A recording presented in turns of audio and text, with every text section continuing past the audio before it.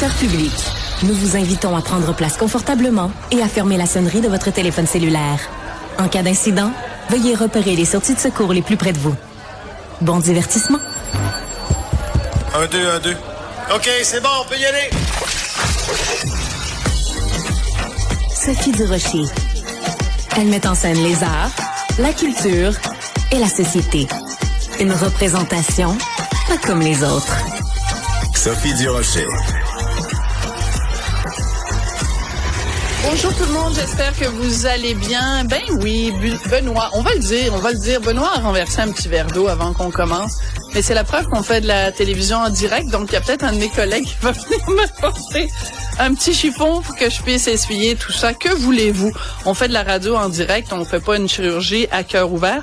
Par contre, ma première invitée, elle est médecin anesthésiste, c'est une spécialiste et c'est une médecin qui est absolument scandalisée par une information. Merci beaucoup Hugo qui m'apporte des petites feuilles pour éponger tout ça.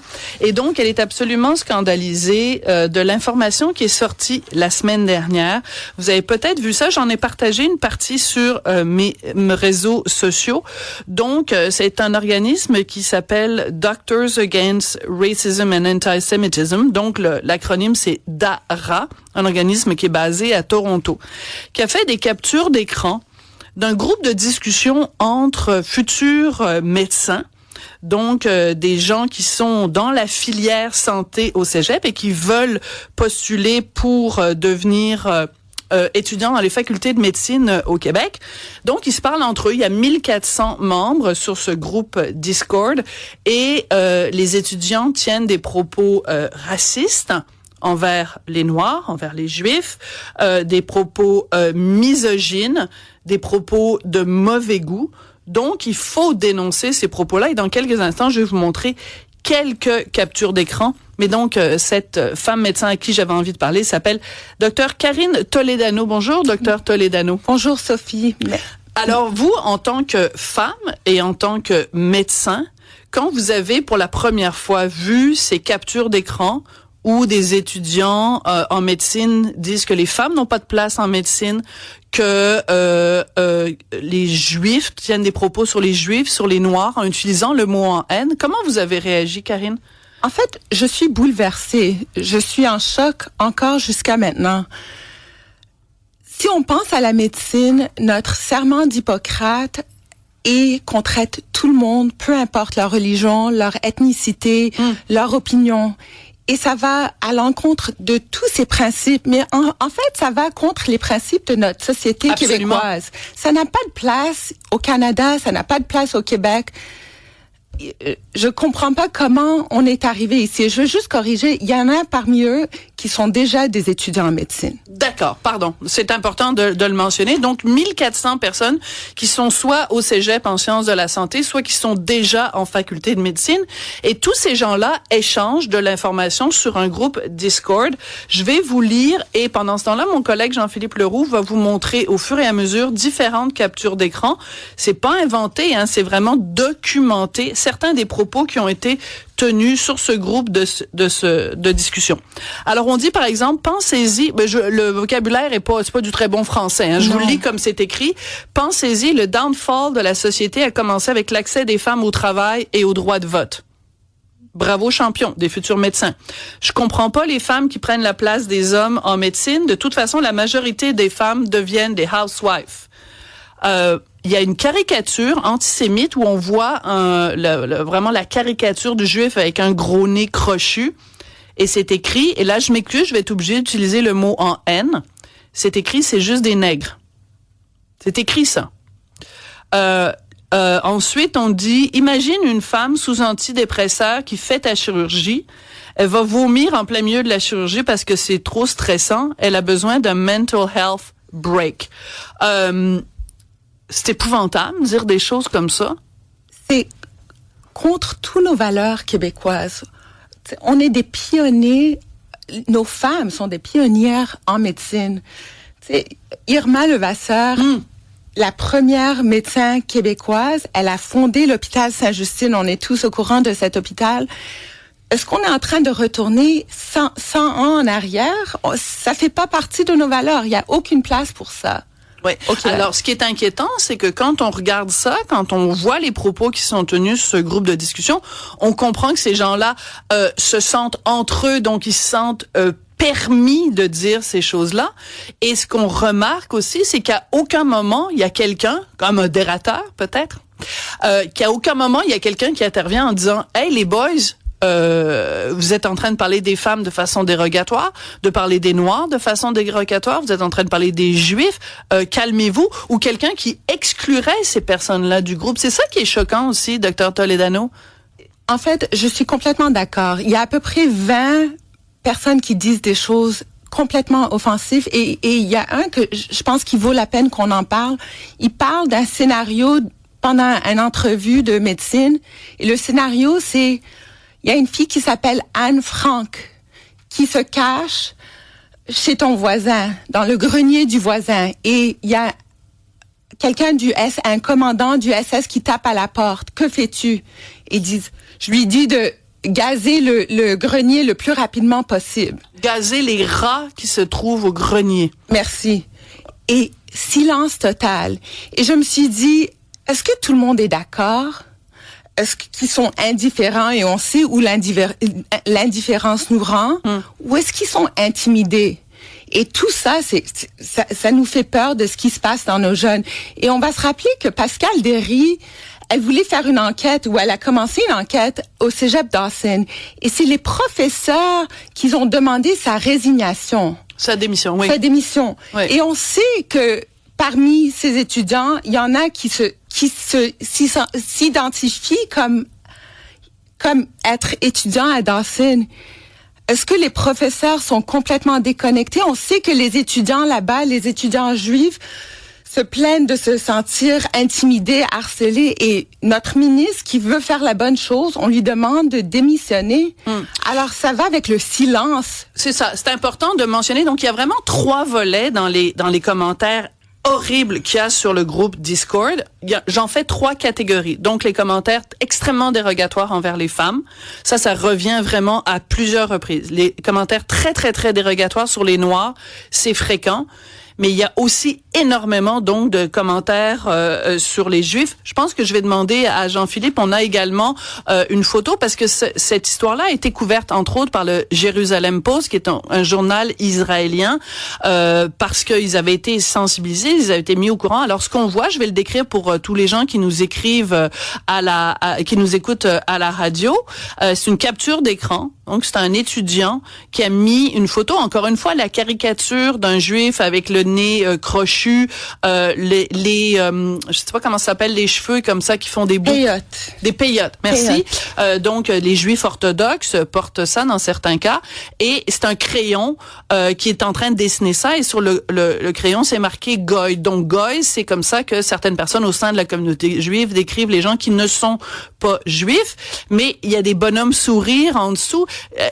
Et donc, ce qu'on laisse entendre, parce que là, il y a plusieurs fois où on dit, si vous vous êtes présenté et que vous voulez, par exemple, devenir étudiant en médecine, si vous appliquez à l'université McGill, faites-vous passer pour un Juif.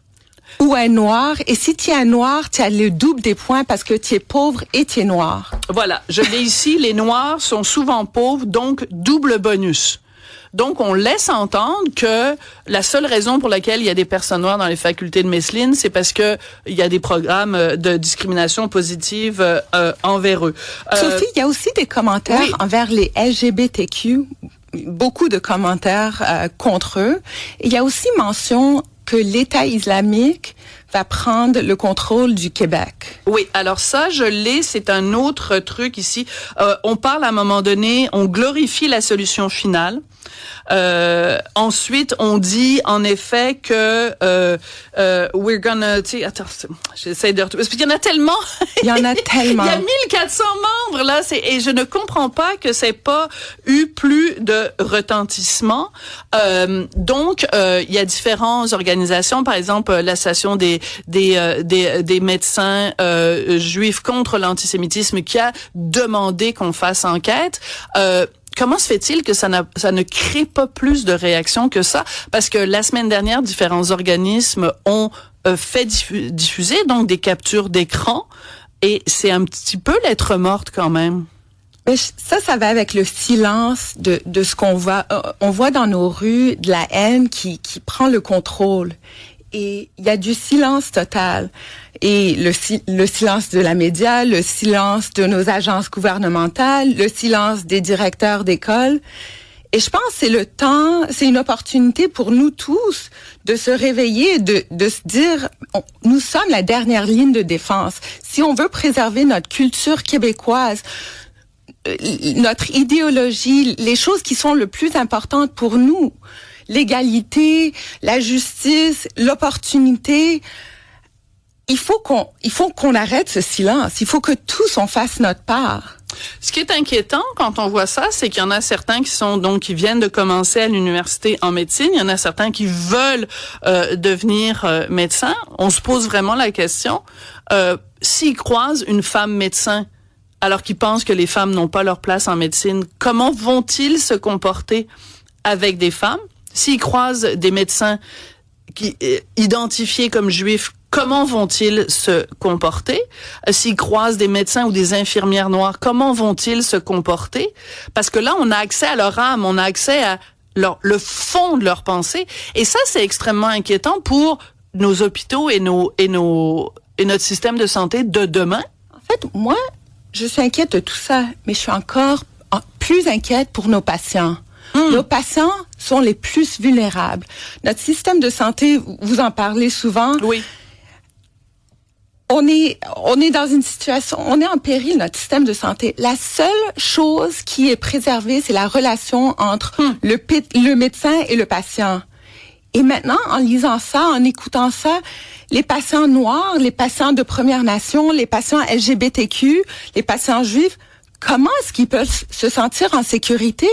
Et qu'est-ce que nos écoles de médecine, ils ont lu ça? En fait, je peux vous dire qu'ils ont eu la communiqué de presse. Ils vont donner les réponses cette semaine aux étudiants prospectifs. Ah, c'est cette semaine que ça se décide. Donc, c'est cette semaine qui est cruciale. Et c'est pour ça que, donc, Doctors Against Racism and Anti-Semitism a rendu public ces captures d'écran. Il faut dire que ce sont des propos qui sont tenus. Eux, ils ont commencé à monitorer au mois de février de cette année. Et depuis février, ça n'arrête pas. Racisme, anti-LGBT, anti-juif, ça n'arrête pas. Donc, qu'est-ce que vous espérez de la part des facultés de médecine qui retracent ces personnes-là et que ces personnes-là se fassent refuser l'entrée en médecine? Je pense qu'il y a c'est toujours à multi-étages. Oui. Je pense que notre système d'éducation, les cégeps, les universités, où cette haine se propage sans hésitation, comme vous l'avez bien dit, je pense que eux, ils doivent se regarder, faire une introspection et comprendre ce qui a mal été. Maintenant, pour les écoles de médecine, c'est sûr, il y a des individus et il n'y a pas de place pour eux. Ça va à l'encontre de notre sermon d'Hippocrate. Ça va avec en contre de tous nos valeurs. Alors, c'est sûr qu'il n'y a pas de place, mais il y en a d'autres qui ont peut-être pas écrit dans ce Discord. Il faut qu'on comprenne que ces valeurs sont pas nos valeurs et peut-être changer notre système d'éducation, peut-être changer le système de sélection parce que peut-être qu'il faut commencer à regarder les canaux de communication sur l'Internet pour comprendre c'est qui ces individus à part qui se mettent pour l'entrevue. Mm-hmm. Je pense que tout ça, c'est des points. Et on doit éduquer différemment. Absolument. Je vais demander à Jean-Philippe de revenir à la première image, là, celle qui avait été émise par le groupe B'nai B'rith. Je l'avais envoyée à Hugo tout à l'heure, là. Donc, bref, parce que c'est vraiment un petit peu aussi comme ça. Alors voilà. Donc, en haut, ça dit « Fini le Québec, on domine soon ». Et c'est écrit en dessous en arabe, et c'est écrit « l'État islamique du Québec ». Donc, c'est un étudiant, peut-être d'origine musulmane ou d'origine arabe, qui dit « Fini le Québec, bientôt on va dominer ». Ben, Ça, c'est pas. Et après, il y a une photo d'un juif, c'est marqué, c'est juste des nègres. Je m'excuse encore une fois, il y a des gens qui sont peut-être offensés que j'utilise ce mot-là, mais je lis ce qui est écrit. Un autre dit, imagine une femme sous antidépresseur qui goûne la chirurgie, et un autre, ça dit, fais-moi confiance, tant que t'as pas une kippa. J'ai dit, je peux te faire confiance tant que t'as pas une kippa sous ta perruque. La kippa, c'est ce que certains hommes juifs portent, donc c'est le petit chapeau sur la tête. Donc c'est même pas subtil, c'est même pas on utilise un langage codé, vous voyez ce que je veux dire, c'est clair et net.